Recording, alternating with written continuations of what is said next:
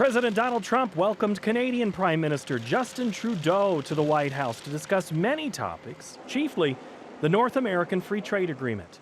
NAFTA negotiations entered round 4, and agriculture was likely to be the focus of the session. The president is holding his position of potentially walking away from the pact between Mexico and Canada that erased barriers between the countries and led to an explosion of trade.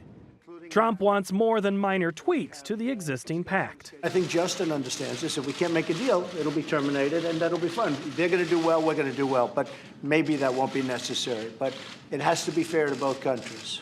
The Prime Minister of Canada sounded the optimism bell in his appearance in Washington, D.C.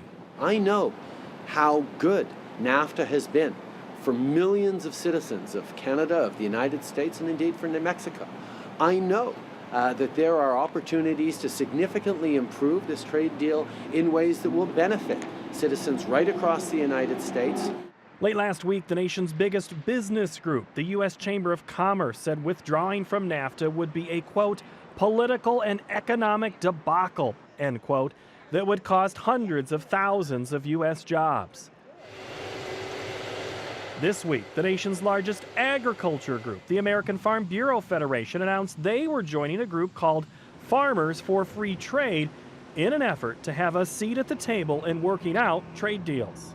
You can't paint these trade agreements with too broad a brush. You can't say a trade agreement is totally bad because there are certain aspects of the economy that benefit from these trade agreements, and certainly NAFTA has benefited agriculture. There's no question about that.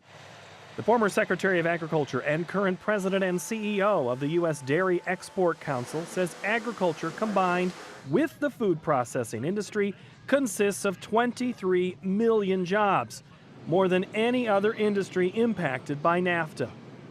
USDA says the impact of just agricultural trade under the pact is nearly $250 billion annually. From the dairy perspective, the problems would be that we would lose the opportunity to really open up that Canadian market. I think there is a lot of political pressure taking place in this country and in Canada for changes in that very closed system.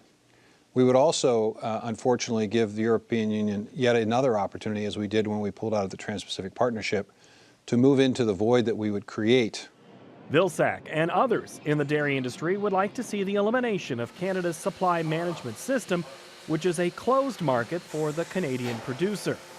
Canada also wants greater access to the U.S. consumer. For Market to Market, I'm Paul Yeager.